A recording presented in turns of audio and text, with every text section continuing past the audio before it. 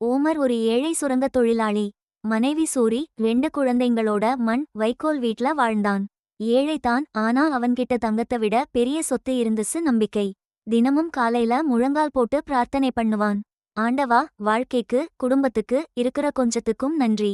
நான் ஏழைதான், ஆனா என் நம்பிக்கை உன்மேல தான். உழைக்க பலம் கொடு, பலன் தெரியாட்டியும் நம்பிக்கைய குடு. நாள் முழுக்க ஆத்துல மணல் சலிச்சு தங்கம் தேடுவான். பெரும்பாலும் சின்ன துகள்தான் கிடைக்கும், அரிசி எண்ணெய் வாங்குற அளவுக்கு. ஆனாலும் ஓமர் சிரிச்சுட்டே கடவுளுக்கு நன்றி சொல்வான். பக்கத்துல பணக்கார தங்க வியாபாரி டேமியன் இருந்தான். பணம், சொத்து எல்லாம் இருந்தும் கருணை இல்ல. ஓமர பார்த்து கிண்டல் பண்ணுவான், நீ பெரிய தங்கம் கண்டுபிடிக்க மாட்ட.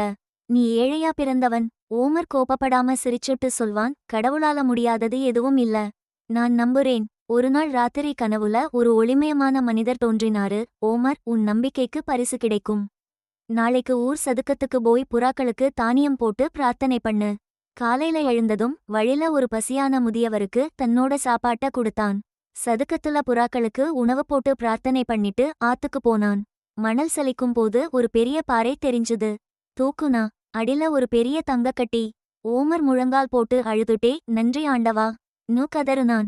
மோரல், அந்த தங்கத்துல ஒரு பகுதியை ஏழைகளுக்கு குடுத்தான். மீதில நேர்மையான தங்க வியாபாரம் ஆரம்பிச்சான்.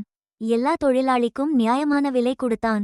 உண்மையான செல்வம் தங்கம் இல்ல, நம்பிக்கை, கருணை, கடவுள் மேல நம்பிக்கை தான்.